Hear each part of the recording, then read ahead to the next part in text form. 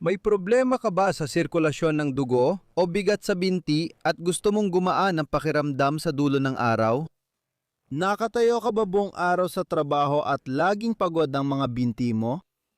Ngayon, may dala akong 20 minutong simpleng routine para mapabuti ang sirkulasyon ng dugo sa binti. Ang mga sintomas na ito. Pwede mo itong gawin sa umaga bago ka bumangon o sa gabi bago matulog. Hindi mo kailangan ng particular na kagamitan. Kaya simulan na natin ang mga ehersisyo. Makaka-access ka ng higit sa 500 video sa pamamagitan ng aking app. I-download mo ito sa kanang itaas na bahagi ng screen. Humiga ka ng nakatihaya. Magsisimula tayo sa isang napakasimpleng ehersisyo. Itaas mo ang mga dulo ng paa papunta sa'yo, tapos ibaba mo naman ang mga dulo ng paa. Papunta sa'yo. At mababam? Napakasimple. Ang galaw na ito ay nagpapagana sa pagbumba ng mga kalamnan na tumutulong sa pagdaloy ng dugo sa mga ugat. Pinapagana nito ang kalamnan ng guya na tutulong magpadala ng lahat ng dugong venosa mula sa ating mga binti papunta sa mga hita. Sinasabi natin na ang guya ang pangalawang puso natin dahil ang puso natin ang napapapump ng dugo papunta sa mga dulo ng katawan. Pero kapag ang dugo ay nasa mga paa at binti na, ano ang nagpapabalik nito pabalik sa puso? Ang pag-urong ng kalamnan. At mahalaga ang papel ng guya sa pagbalik ng dugo sa puso. Ito ang dahilan kung bakit ang paggalaw ng mga bukong-bukong sa ganitong paraan. Ang pagtutok ng daliri ng paa sayo at pababa ay tumutulong sa maayos na pag-urong at pag-aktibo ng mga guya. At dahil dito, nagkakaroon ng maayos na pagbumba ng dugong naipon sa mga paa at binti pabalik sa puso. Kaya't gawin mo lang ang mga galaw pababa at pataas ng mga 1 minuto. Bukod pa rito, maaari ka ring gumawa ng mga galaw gamit ang mga daliri ng iyong mga paa. Isa pa itong magandang galaw para may labas at mapumpe ang lahat ng dugo na nasa mga kalamnan ng paa. Ayos, salit-salitin mo ang dalawang galaw na ito, pagtutok ng mga daliri ng paa.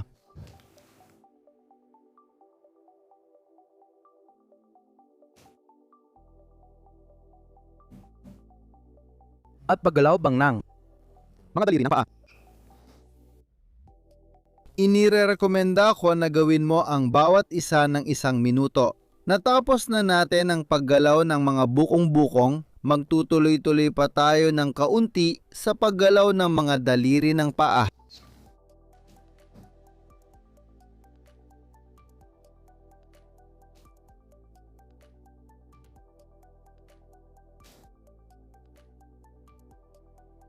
Ayos lang. Sunod, humiga ka at i-flex ang mga tuhod.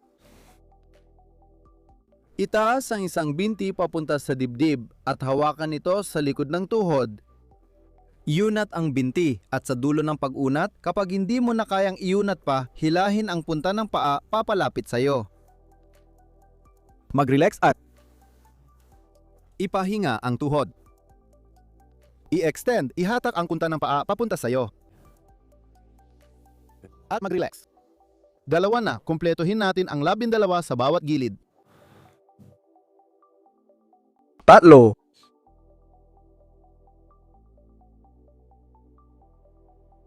4. Ang ehersisyong ito ay muling nag-activate ng muscle venous pump ng guya at tumutulong sa pagbalik ng dugo sa puso dahil sa tulong ng gravity. Ang gravity ang pinakamalaking kaaway ng pagbalik ng dugo sa puso at ng sirkulasyon sa mga binti. Nasa 7 na tayo.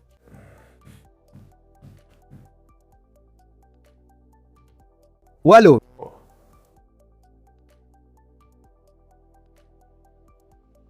9,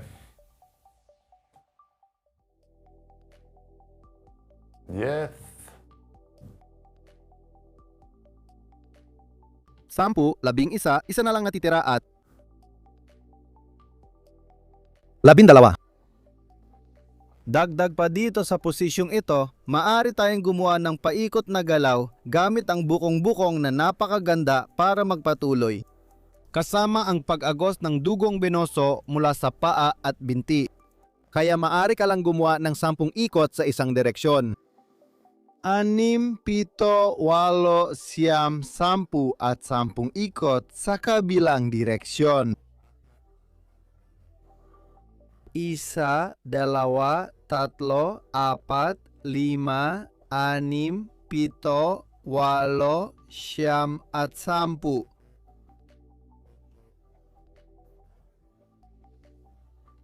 Ayos, dahan-dahang ipahinga ang paa sa sahig. Ihambing ang pakiramdam sa dalawang paa. Malamang na ang kanang paa na nagawa na natin ay mas magaan na kaysa sa kaliwa. Gagawin natin ang parehong dalawang ersisyo gamit ang kanang paa. Tandaan natin, tuhod papunta sa dibdib, iunat natin ng husto ang paa at hilahin ang dulo ng paa papalapit sa iyo. Panatilihin mo ng ilang sandali at ibaba. 12 ulit. 3,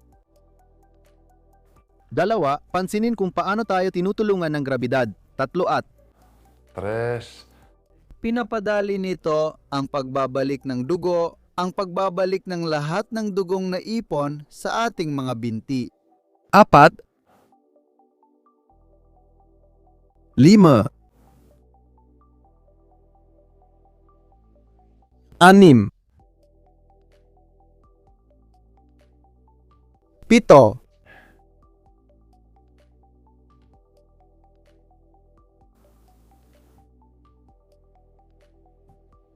8, 9, 10, natirang 2, 11, 12, paikot na galaw. Gamit ang bukong-bukong, 10 palabas. 11. At 2 at mula dun, paikutin ang bukong-bukong ng 10 beses palabas. 1, 2, 3, 4, 5, 6, 7, 8, 9, at 10. At 10 papasok. 1, 2, 3, 4, 5, 6, 7, 8, 9 at 10. Ayos, dahan-dahan nating ibaba ang binti, ilalagay natin ito sa tabi ng kabilang binti at pagkatapos ay gagawin natin ang glute bridge. Napakadali ulit. Pipigay natin ng maigi ang puwet na parang gusto nating ipit ang pera sa pagitan ng mga pisningin ng puwet at itataas natin ang balakang hanggat maaari hanggang maging tuwid ang linya mula tuhod hanggang balikat. Relax. Dumikit sa sahig at bumalik ulit pataas, 12 ulit, 2 na ang nagagawa natin. Ang ersisyong ito ay pinapagana rin ang lahat ng kalamnan sa likurang bahagi, pati na mga hamstring at puwit para muling makatulong na itulak pataas ang dugong, bumabalik mula sa mga guya hanggang sa mga hita. 4,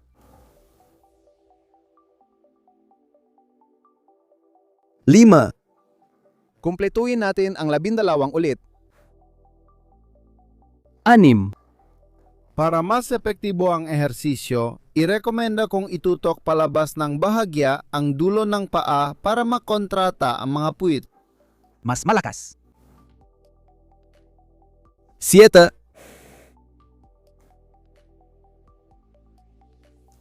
8. 9. 10. 11. At 2. Sige, ipatong mo ang iyong puwitan at magpahinga ka muna sandali. Nagawa na natin ang lahat ng mga kalamnan sa likod ng mga binti. Ngayon naman ay gagawin natin ang mga nasa harapan. Unat mo ang isa sa mga binti, ang isa namang binti ay nakabaluktot. Hilahin mo ang mga daliri ng paa papunta sa iyo, tapos itaas ang binti ng mga 45 degree.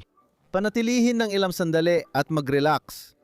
Pinapagana nito ang buong harapang bahagi ng hita, ang quadriceps recto anterior at pati na rin ang psoas na isang kalamnan na nagbebend ng balakang at matatagpuan sa pinakaloob ng pelvis.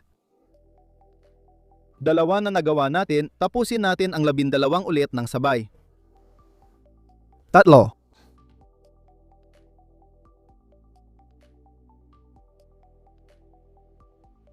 4.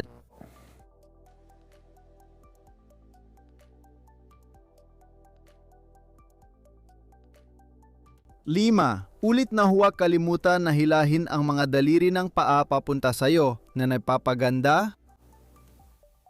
6. Ang pagkontrata ng quadriceps at ulit ay i-activate ang pumpa ng kalamnan at ugat. 7. Mula sa bahagi ng guya. 8.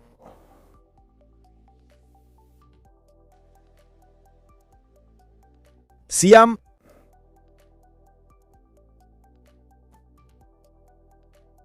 10. 11.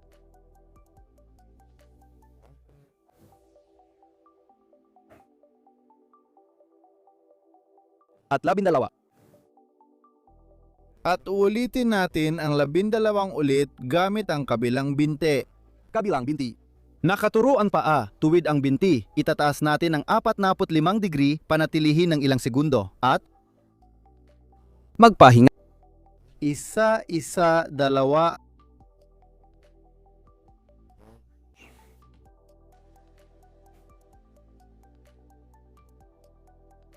3.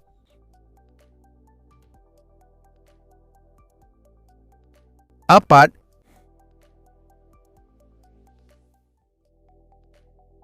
5. 6, 7, 8.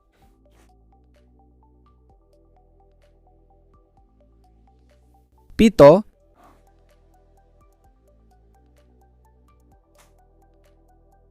8, may natitirang 4. Siyam.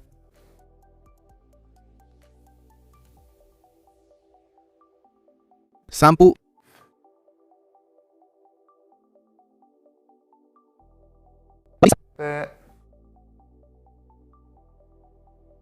At 2.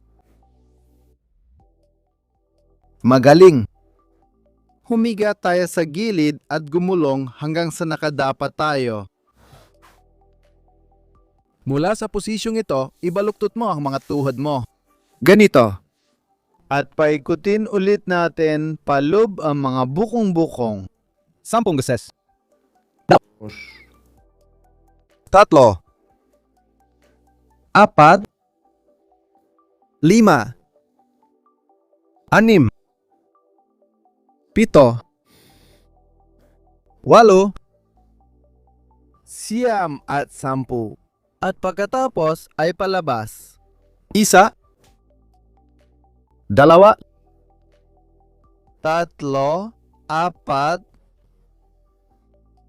5. 6. 7. 8. 9 at 10. Magaling, pwede mong gamitin ang posisyong ito para gumawa ng maliliit na galaw gamit ang hita at binti para matapos. Para mapaluwag ang binti at mapaganda ang daloy ng dugo pabalik sa puso.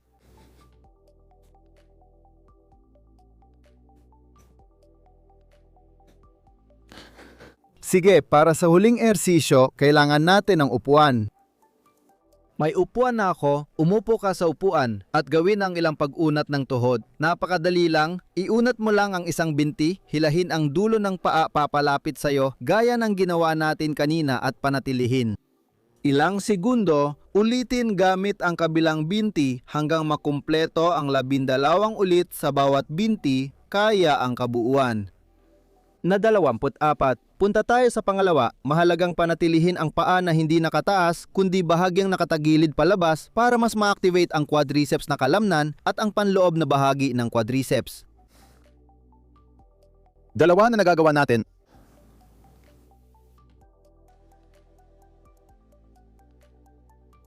3, 4.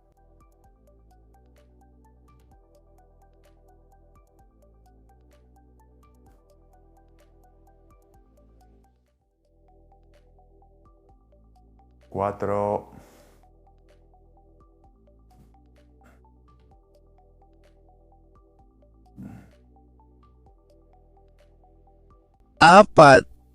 5.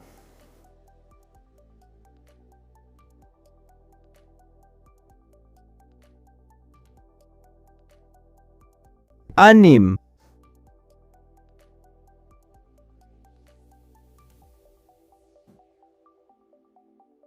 7, Te.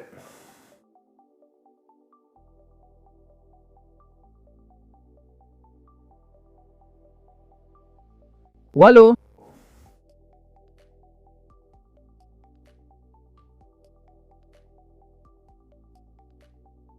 10.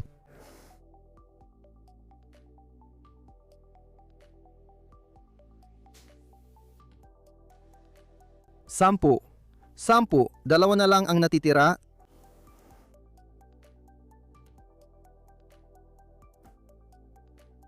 11.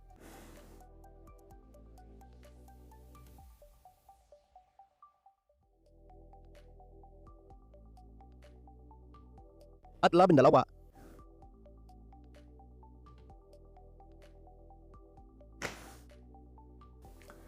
Ano sa tingin mo? Mas magana ang mga binti mo, di ba? Ulitin mo ang routine na ito 3 o 4 na beses sa isang linggo para maramdaman mo ang mga pangmatagalang epekto. At kung nakatayo ka ng matagal sa trabaho, subukan mo rin ang isa pang routine na ito na makakatulong palakasin ang iyong lower back para maiwasan ang discomfort sa maghapon. Kung nandito ka na, siguro gusto mo ang video, nakakatulong ito, o baka in love ka na sa kalbong ito. Mag-subscribe para mas madalas mo siyang makita at i-share ang video sa nangangailangan. Kung ang hinahanap mo ay personal na atensyon at isang programang pang-ehersisyo para maresolba ang iyong injury, maaari mo akong kontakin sa bago kong platforma, physiotherapia@alcance.com para personal kong asikasuhin ang iyong kaso. Isang pagbate at sana magkita tayo sa susunod na video.